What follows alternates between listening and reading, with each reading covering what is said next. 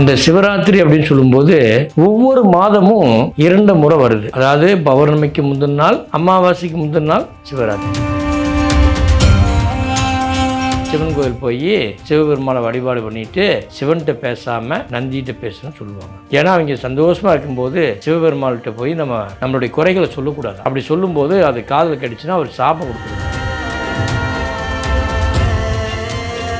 அது பிரபஞ்சத்தோட ஒன்றோடு இணைந்து அதிக ஆற்றலை ஏற்படுத்தக்கூடிய நேரம் அது. அந்த நாளில் எல்லா அணுக்களும் மிகப்பெரிய உயிர் சக்தியாக மாறும். அந்த அணுக்கள் எல்லாம் உயிர் சக்தியாக மாறும் பொழுது மிகப்பெரிய ஆற்றலுக்கு வெளிப்படையும். அந்த தருணம் தான் மகா சிவராத்திரி. இந்த சிவராத்திரியில் 2000 பேர் உட்காடுறாங்க. 2000 பேர்த்துக்கும் நம்ம அன்னதானமும் அதே போல் அங்கே நடக்கக்கூடிய சிவராத்திரியில் உங்களை மறந்து நீங்கள் யாருன்னே உங்களை பற்றி நீங்கள் தெரிஞ்சுக்கூடாது. உங்களுடைய வாழ்க்கையில் என்னெல்லாம் இருந்துச்சோ அத்தனையும் அழிச்சு, நெகட்டிவான நினச்சி அத்தனையும் அழிச்சிட்டு உங்களை சந்தோஷமாக்கி மிகப்பெரிய மகிழ்ச்சியோட ஆனந்தத்தோடு உங்களை வெளியே கொண்டு வருவேன்.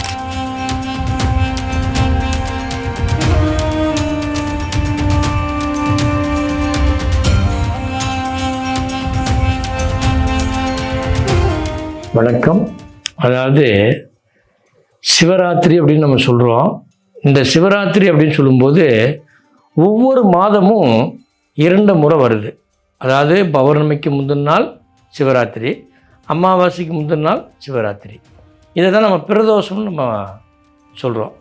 இந்த பிரதோஷம்னு சொல்லக்கூடிய நேரம் அப்படின்னு சொன்னால் என்ன சொல்லுவாங்கன்னா, பெருமாளும் பார்வதியும் மகாவிஷ்ணு பிரம்மா இவங்க எல்லாருமே ஒன்று சேர்ந்து ஒரு இடத்துல சந்தோஷமாக இருப்பாங்களாம், மகிழ்ச்சியோடு ஆனந்தமாக இருப்பாங்களாம்.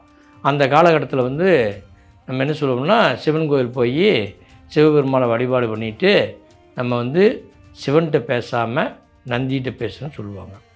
ஏன்னா அவங்க சந்தோஷமாக இருக்கும்போது சிவபெருமாள்கிட்ட போய் நம்மளுடைய குறைகளை சொல்லக்கூடாதான்.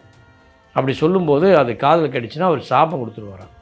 அதனால் அந்த சாபங்கள் வராமல் இருக்கிறதுக்காக தான் அந்த பெருமானை பார்த்து நம்ம வணங்கிட்டு நம்ம நந்திட்டு நம்மளுடைய குறைகளை சொல்லிட்டு வருவாங்க.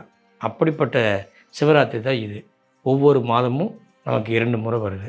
ஆனால் இதில் மாசி சிவராத்திரிக்கு என்ன பெரிய ஒரு மகத்துவம் அப்படின்னு கேட்டிங்கன்னா, மாசி மாதத்தில் அதான் வரக்கூடிய சிவராத்திரின்னு நீங்கள் எடுத்துக்கிட்டாவே அதில் என்ன ஒரு விஷயம் நடக்குதுன்னு கேட்டிங்கன்னா, இலை உதிர்காலம் அப்படின்னு சொல்லுவாங்க.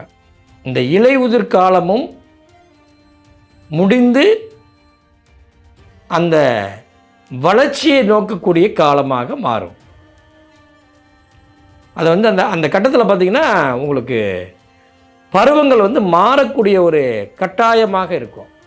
அந்த இலையுதிர் காலத்தை தாண்டி அந்த மரமெல்லாம் அதை சொல்லுவாங்க, மாசியில் மரமெல்லாம் தலையும், தையில் தலையெல்லாம் கொட்டும் அப்படின்னு சொல்லுவாங்க. தையில் தலை கொட்டுச்சுன்னா மாசியில் மரம் தலையும் அப்படின்னு சொல்லுவாங்க. அந்த மாசியில் மரம் தலையிற மாதத்தில் எது செஞ்சாலும் சிறப்பாக இருக்கும். ஏன்னா அது வளர்ச்சி அப்படின்னு சொல்லுவாங்க. ஏன் அப்படி அங்கே நடக்குது அப்படின்னு கேட்டால், அதாவது 6 மாதங்களுக்கு ஒரு முறை இந்த பூமி சுற்றி வரும்பொழுது அந்த பக்கவாட்டில் வர்றதை வருஷத்துக்கு ஒரு முறை தான் அந்த மாதிரி ஒரு வாய்ப்பு கிடைக்கும். அந்த சூழ்நிலை மாறும்.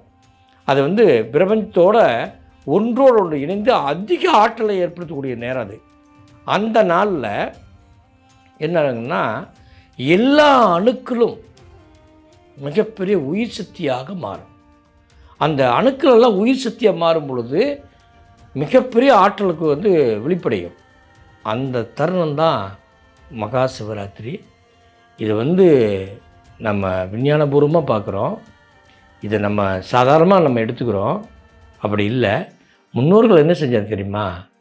இந்த சிவராத்திரிக்கு அதாவது தட்டைக்குட்டை, அவரைக்குட்டை, பச்சைப்பயிறு, இந்த மாதிரி பயிர் வகைகள் எல்லாமே செஞ்சு அதை எல்லாமே கடவுளுக்கு வச்சு படைச்சி அதை சாப்பிட்டுட்டு கடைசியாக சாப்பிடும்போது என்ன சாப்பிடுவாங்க தெரியுமா? சக்கரவள்ளி கிழங்குன்னு சொல்லுவாங்க. அந்த கிழங்கை சாப்பிடுவாங்க. இது ஏன் சாப்பிட சொன்னாங்க தெரியுமா? நம்ம எல்லோரும் சாமிக்காக படைச்சாங்கன்னு நினைக்கிறோம். தவறு. அப்படி இல்லை. இந்த கொட்டை வகைகள் எல்லாமே நமக்கு ஒவ்வொரு வைட்டமின் சத்துக்களை கொடுக்குறது. நமக்கு எதெல்லாம் நம்ம உடலில் குறைபாடுகளாக இருக்குதோ அதையெல்லாம் அந்த இடத்துல அதிகப்படுத்துறதுக்காக இந்த கொட்டை வகைகள் நம்ம எடுத்துக்கிறோம்.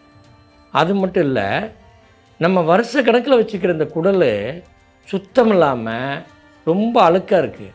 அதை வந்து சுத்தப்படுத்துறதுக்கும் இந்த பயிர் வகைகளை சாப்பிட்டதுனால நமக்கு எந்த ஒரு பாதிப்பு இல்லாமல் இருக்கிறதுக்கும் அந்த கட்டத்தில் நம்மளுடைய உடல் மாறுபாடாக மாறும். அந்த சிவராத்திரி இரவில் நம்முடைய உடல் வந்து மாறும். அப்படி மாறும் பொழுது என்ன ஆகுன்னா நமக்கு அந்த உடல் பருமனம் வந்து மாறும், மரபணுக்களாக மாறும். அப்போ வந்து உடல் சக்தி அதிகம் கூடும். அப்படி கூடும் பொழுது குடலில் வந்து கழிவுகள் நிறைய இருந்தது அப்படின்னா நமக்கு நோய் வர ஆரம்பிச்சிடும். அதனால் நோயே வராமல் தடுக்கிறதுக்காக தான் இந்த பயிர் வகையிலும் இந்த சக்கரவள்ளி கிழங்கையும் இந்த சிவராத்திரி பூஜையை முடித்து அடுத்த மறுநாள் வந்து இந்த பயிர் வகையில் சாப்பிட்டு இந்த சக்கரவள்ளி கிழங்கை வந்து சாப்பிடுவாங்க. அப்படி சாப்பிடும்போது என்ன ஆகும்னா குடல் எல்லாமே சுத்தமாயிரும்.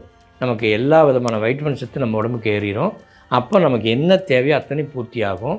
அன்றைய பொழுது அந்த இரவு வலதும் நம்ம தூக்கங்கிட்டு அந்த தூக்கத்தை இல்லாமல் தன்மையில் வெறும் வயிற்றில் நம்ம தியானத்துலையோ இல்லை குண்டலினி யோகமோ இப்படி ஏதாவது ஒரு யோகம் நம்ம செய்து கொண்டு இருக்கும்போது அந்த பவர் அதிகமாக கூடுதலாகி நம்முடைய அணுக்கள் மூலமாக இருக்கக்கூடிய எல்லா விதமான பிரச்சனைகளையும் சரி செய்து நம்முடைய நரம்புகள், எலும்புகள், சதை, இந்த மாதிரி சொல்லக்கூடிய ராஜ உறுப்புகள் அத்தனையும் மிகப்பெரிய ஆற்றல் பெற்று உடலையே மாற்றும்.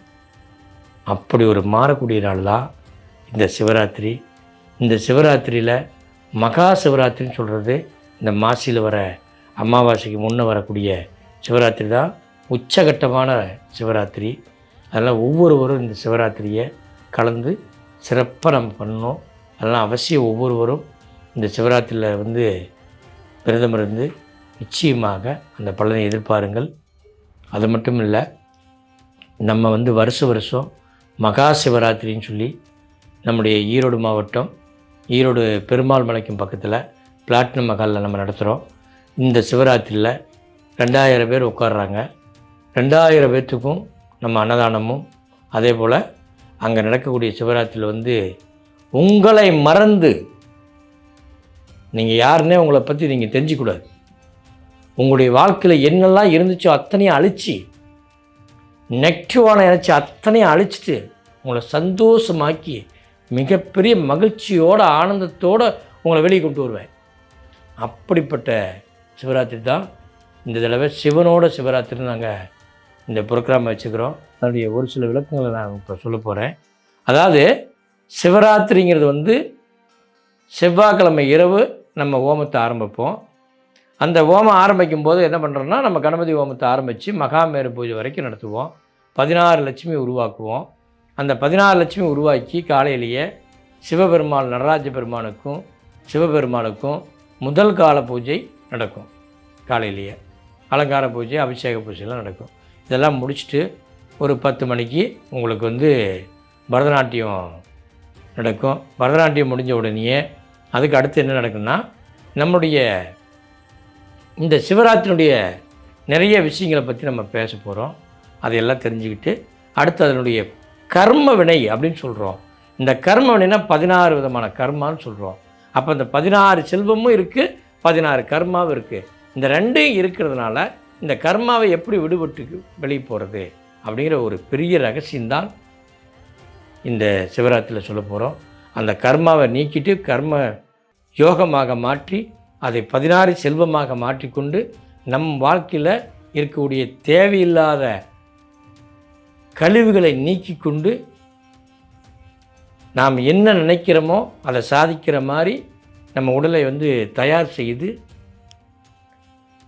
சிவபெருமானுக்கு 4 கால பூஜையை பார்த்து அன்று இரவு இன்னிசையோடு கலந்து கொண்டு அந்த விடிய வரை அந்த விடியற்காலை வரை கிரியா யோகத்துடைய முழு விளக்கமும் அதனுடைய ரகசியங்களும் சித்தர்களால் மறைக்கப்பட்டிருந்த ஓலைச்சுவடிகளுடைய ரகசியங்களும் நேரடியாக உங்களுக்கு அங்கு சொல்லி அதை காண்பித்து அதற்கு பின்னால் உங்களை கிரியாயோகத்தில் உட்கார வைத்து அந்த கிரியாயோகத்தினுடைய சக்தியை நீங்கள் உங்களை உணர வைத்து அந்த 3:20 to 4:20 கிரியாவை செய்து அந்த பெரிய ஆற்றலோடு சிவபெருமானுடைய மிகப்பெரிய அந்த கைலாய மேளத்தோட இசையோடு அந்த இன்னிசையோட ஆனந்தம் பெற்று மகிழ்ச்சியோடு அப்படி வெளிவருவீங்க. அப்படி நடக்கிற சிவராத்திரி இது. வேறு இது சாதாரண மீட்டிங் கிடையாது. தயவு செய்து நல்லா புரிஞ்சுக்கிங்க. இந்த மாதிரி இது வரைக்கும் யாரும் கொடுக்கல, நம்ம தான் கொடுக்குறோம். இதை வந்து நீங்கள் இந்த தடவை கலந்துக்கிட்டீங்கன்னா தான் உங்களுக்கு புரியும். வருஷம் நடத்துகிற சிவராத்திரியோட இது ஒரு வித்தியாசமான சிவராத்திரி. அதனால தான் சிவனோட சிவராத்திரின்னு வச்சுருக்கிறோம். அதெல்லாம் அவசியம் ஒவ்வொருவரும் முன்பதிவு பெற்றுவாங்க. அவசியம் நல்லது. நன்றி, வணக்கம்.